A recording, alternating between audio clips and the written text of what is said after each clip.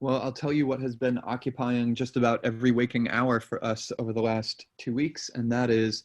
whether and how we could enable teachers to shop for and send just the right materials to their students' homes during schools closed by coronavirus. And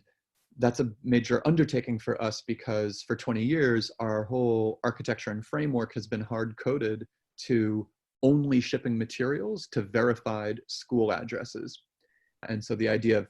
throwing that condition out the window and enabling teachers to enter multiple student home shipping addresses sounds like a simple rule change, but in fact involves really a kind of a fundamental change to our logistics and operational model. And yet we know we need to find a way to do it so that we can help kids who are continuing their educations from home, and because we know that those kids' teachers know exactly what materials their students need to keep learning.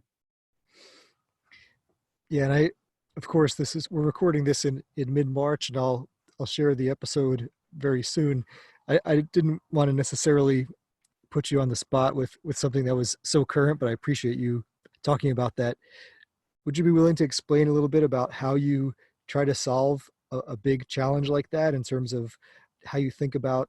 making changes to the platform, or how you make decisions about how to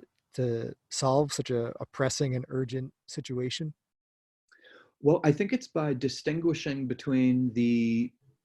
minimally viable product that we have to launch in days so that we can start delivering help where it's most needed, and distinguishing that from the permanent solution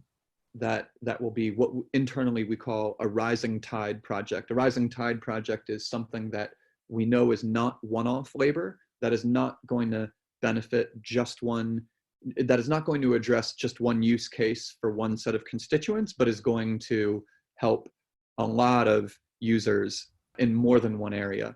So we're seeing if we can rush an MVP out the door right now that may be outside of our project-based system entirely, because desperate times call for desperate measures. And then we also want to make sure that we're actually beginning work right now on any changes we can make to our model that will both address coronavirus relief and make DonorsChoose better for all users